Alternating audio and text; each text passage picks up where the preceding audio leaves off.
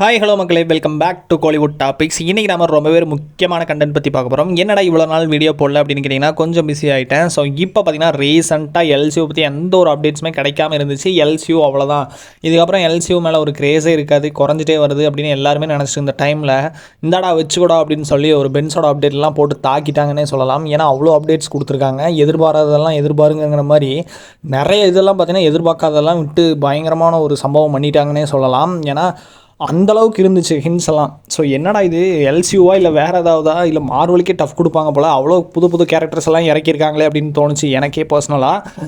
சரி, ஓகே, அது என்னென்ன விஷயம், எல்சியூவில் அடுத்தடுத்து வர படங்கள் என்னங்கிறத அப்படியே வீடியோ ஃபுல்லாக பார்ப்போம். வீடியோக்குள்ளே போகிறக்கு முன்னாடி நம்ம சேனல் இன்னும் சப்ஸ்கிரைப் பண்ணல, நம்ம மறக்காமல் சப்ஸ்கிரைப் பண்ணிட்டு பாருங்கள். கூட வேறு பெல் ஐக்கனையும் கிளிக் பண்ணிடுங்க. வாங்க வீடியோக்குள்ளே போகலாம்.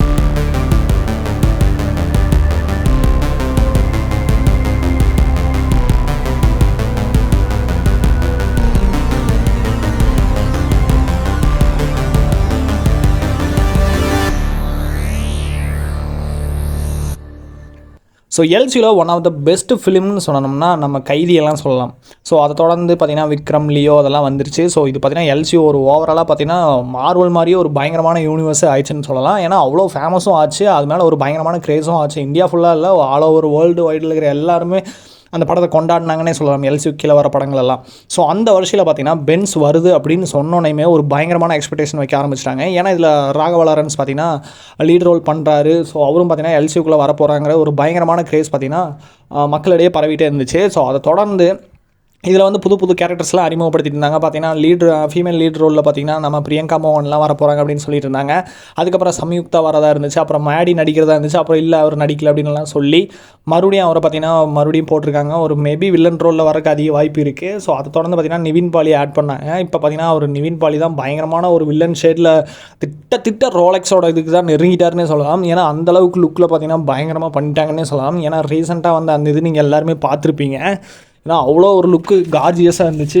எந்த அளவுக்குன்னு கேட்டிங்கன்னா ஒரு டெட்லி லுக் வித் ரோலெக்ஸோட இதெல்லாம் இருந்துச்சு. அந்த சிமிலாரிட்டிஸ் எல்லாம் பயங்கரமாக இருந்துச்சுன்னே சொல்லலாம்.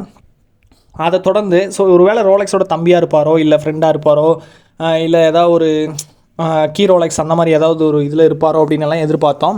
ஸோ அது என்னென்னங்கிறத அன்லாக் பண்ணுவோம். ஸோ அதுக்கப்புறம் பார்த்தீங்கன்னா இதில் கேஸ்ட்லாம் முக்கியமாக சொல்லி ஆகணும். இதில் யாரெல்லாம் புதுசாக ஆட் பண்ணியிருக்காங்க அப்படின்னா, ஸோ இதில் ஆல்மோஸ்ட் பார்த்தீங்கன்னா லீட் ரோலில் பிரியங்கா மோகன், அது நமக்கு தெரிஞ்சது தான்.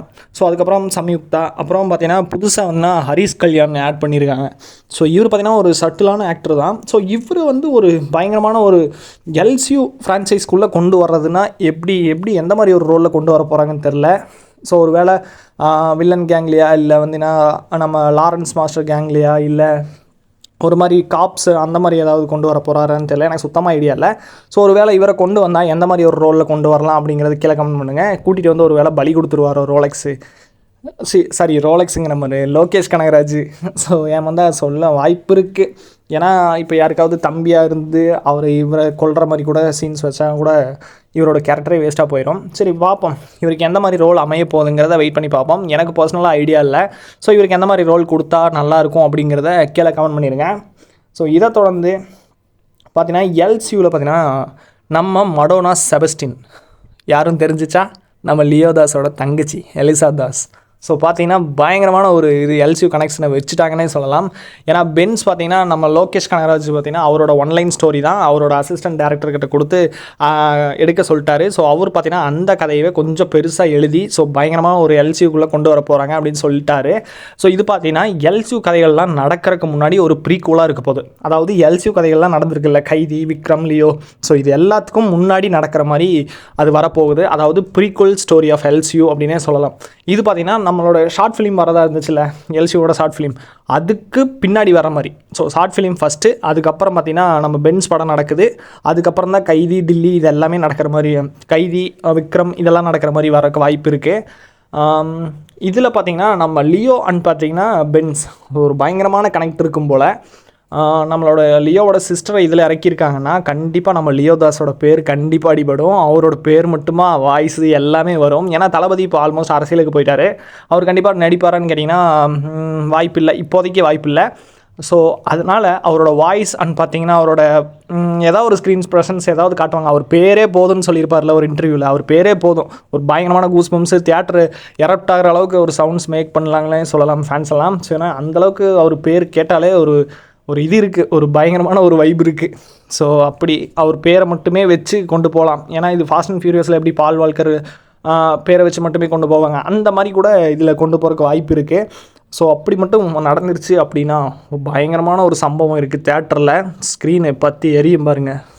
இதுக்கு அடுத்து பார்த்தீங்கன்னா பென்ஸ் படத்தோட முதற்கட்ட படப்பிடிப்பு வந்து முடிஞ்சிருச்சு அப்படின்னு சொல்லி ஒரு போஸ்ட் போட்டிருந்தாங்க. ஸோ அந்த போஸ்ட்டில் ஏதாவது ஒரு ஹிடன் டீட்டெயில்ஸ் கிடைக்குமா அப்படின்னு எல்லாம் தேடி பார்த்த டைமில் பார்த்தீங்கன்னா அதுலேருந்து மொத்தமாக இந்த செவரு ஃபுல்லாக பார்த்தீங்கன்னா போஸ்டர்ஸாக இருக்கும். ஸோ அந்த போஸ்டர்ஸ் பார்த்தீங்கன்னா அதாவது ஒரு அசோசினேஷன் அதை பார்த்தீங்கன்னா பண்ண போகிறான், ஒரு கொலை பண்ண போகிறான் அப்படிங்கும்போது அந்த ஃபோட்டோஸ்லாம் இப்படி போஸ்டராக ஒட்டி வச்சு அதை பின் பண்ணி இவனுக்கு மர்டர் பண்ணணும் அப்படின்னு சொல்லி வட்டமெல்லாம் போடுவாங்க. ஸோ அந்த மாதிரி போட்டு நிறைய போஸ்டர்ஸ்லாம் இருந்துச்சு, ரேண்டம் பர்சன்ஸோட போஸ்டர்ஸ்லாம். அதில் ஏதாவது ஒன்று சிமிலாரிட்டியாக இருக்காத எல்சி கூட வந்த மாதிரி அப்படின்னு எல்லாம் கனெக்ட் பண்ணி பார்த்த டைமில் ஒன்றே ஒன்று மட்டும்தான் எனக்கு கிடச்சிது. ஸோ அது என்னடான்னு கேட்டிங்கன்னா அங்கங்கே பார்த்தீங்கன்னா ஹேண்ட் கவ்ஸ்லாம் இருந்துச்சு. அந்த ஹேண்ட் கவ்ஸ் எதை குறிக்குதுன்னே தெரியும், நம்ம கைதி தான். ஸோ அதாவது டில்லி கேரக்டர் அந்த இடத்துல இதாக கூட குறிக்கலாம். ஸோ அப்படி கூட அமைஞ்சிருக்க வாய்ப்பு இருக்குது. ஸோ அதில் பார்த்தீங்கன்னா டில்லி ஏதோ ஒரு விதத்தில் பார்த்தீங்கன்னா பென்ஸ் படத்தில் சம்மந்தப்பட்டிருக்கலாம். எப்படி நம்ம எலிசா தாஸ் பார்த்தீங்கன்னா இருக்காங்களோ அதே மாதிரி டில்லியும் இந்த கதையில் சம்மந்தப்பட்டிருக்கலாம் அப்படிங்கிறது என்னோட தியரி. ஸோ வெயிட் பண்ணி பார்க்கலாம் எப்படி இருக்க போகுதுங்கிறது. அண்ட் இதோட பார்த்தீங்கன்னா ஸ்டோரி பிளாட் எப்படி வரப்போகுது, ஒருவேளை எல்சியூ கீழே நம்ம வரப்போகுது அப்படிங்கிறது கன்ஃபார்மு. ஸோ அதுக்கப்புறம் இது பார்த்திங்கன்னா லியோவோட ரெஃபரன்ஸில் ஃபுல்லாக வரப்போகுதா இல்லை ப்ரீக்வல்னு தெரிஞ்சிருச்சு. ஸோ இதுக்கப்புறம் எப்படி இதை வந்து கனெக்ட் பண்ண போகிறாங்க. எலிசா தாஸ் பார்த்திங்கன்னா இப்போது அதாவது இந்த லியோ இந்த கதைகள்லாம் நடக்கிறதுக்கு முன்னாடி உயிரோடு தான் இருப்பாங்க. ஸோ ஏற்கனவே பார்த்திங்கன்னா லியோ படத்தில் அவங்கள கொண்டதும் அவங்களுக்கு ஸ்க்ரீன் ப்ரெசன்ஸ் பார்த்திங்கன்னா கம்மியாக தான் இருந்துச்சு. ஏன்னா நம்ம லியோ தாஸே ஒரு வைலண்ட்டான கேரக்டராக இருக்கும்போது அவங்க கூட பிறந்த எலிசா தாஸோட எவ்வளோ வைலண்ட்டான ஒரு கேரக்டராக இருப்பாங்க. ஸோ அவரோட அந்த வைலன்ஸை பார்க்க கண்டிப்பாக இந்த படத்தில் ஒரு சான்ஸ் இருக்கும். கண்டிப்பாக பார்ப்போம். எலிசா தாஸோட ஒரு பயங்கரமான டெட்லியான காம்போவை பார்க்கலாம்.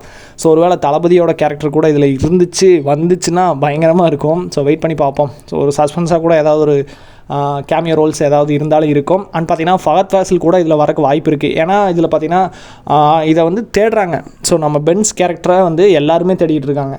ஸோ ஒரு போலீஸ் கூட தேடலாமல் இல்லை பிளாக் ஸ்குவாட் தேடலாமான்னு பார்த்திங்கன்னா நம்மளுடைய வால்டர் அதாவது நிவின் பாலி அவரெல்லாம் முரட்டுத்தனமாக தேடிக்கிட்டு இருக்காரு. ஸோ அதில் பார்த்திங்கன்னா டியோல் ரோலாக நிவின் பாலி அப்படின்னு கேட்டிங்கன்னா இல்லை அவர் சிங்கிள் ரோல் தான். அவருக்கு பார்த்திங்கன்னா அவரே பேசிக்கிற மாதிரி ஒரு வித்தியாசமான ஒரு ப்ரோமோ மாதிரி ஒன்று விட்டுருக்காங்க.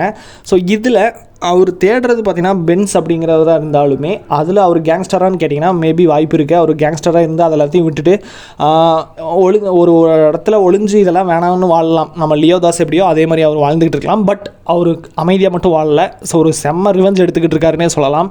அப்படி என்னடா ரிவெஞ்ச்னா இப்போ ரீசெண்டாக ரிலீஸ் ஆன அந்த ஸ்கெடியூல் ரேப்னு வந்துச்சுல அந்த ஒரு போஸ்டரில் எல்லாத்தையுமே கம்பைன் பண்ணி பார்க்கும்போது அவரோட முன்னாடி இந்த லைஃப்பில் பார்த்திங்கன்னா ஏதோ ஒரு ட்ராஜிக்கான ஏதோ ஒரு சம்பவம் நடந்திருக்கு. ஸோ அதுக்காக பார்த்திங்கன்னா அவர் ஒளிஞ்சு வாழ்ந்துட்டுருக்காரு. அதே டைமில் அவருக்கு பிடிக்காதவங்க எல்லாத்தையும் தேடி கொண்டுக்கிட்டு இருக்காரு. ஸோ அப்படி பார்க்கும்போது நிவின் பாலி அவரோட லைஃப்பை ஏதாவது ஒன்று சம்பவம் பண்ணியிருந்தாருன்னு வச்சுக்கோங்களேன். ஸோ அதனால் மட்டும்தான் அவரோட சரக்கு அந்த இதெல்லாம் பிடிச்சி ஸோ அதை வந்து அவரோட பிளான்ஸ் எல்லாமே கொலாப்ஸ் பண்ணுற மாதிரி வரக்கு வாய்ப்பு இருக்குது. ஸோ அதனால தான் அவர் தேடுறாரு போல் அப்படிங்கிறத நான் நினைக்கிறேன். எப்படி நம்ம ரோலெக்ஸ் எப்படி இவங்களை தேடிட்டு இருக்காங்களே டில்லி அமரு ஸோ அந்த மாதிரி இவங்களெல்லாம். ஸோ அந்த மாதிரி இவங்க அதாவது நிவின் பாலி வந்து நம்மளுடைய பென்ஸை தேடுற மாதிரி கதை அமையலாம் வாய்ப்பு இருக்குது. ஸோ நிவின் பாலியோட அந்த வால்டருங்கிற அந்த கேரக்டர் பயங்கரமாக இருந்துச்சு. ஸோ உடம்பெல்லாம் தங்கம், அந்த மீன்கள், அந்த சிம்பிள், ஸோ அதெல்லாம் பார்த்திங்கன்னா ஒரு டிஃப்ரெண்ட்டான ஒரு வைப்பை கொடுத்துச்சுன்னே சொல்லலாம். ஏன்னா நிவின் பாலி பார்த்திங்கன்னா கேரளாவோட one of the finest actor. So அவருக்கு ரீசெண்ட் டைம்ஸில் எந்த ஒரு படங்களுமே சரியாக அமையல.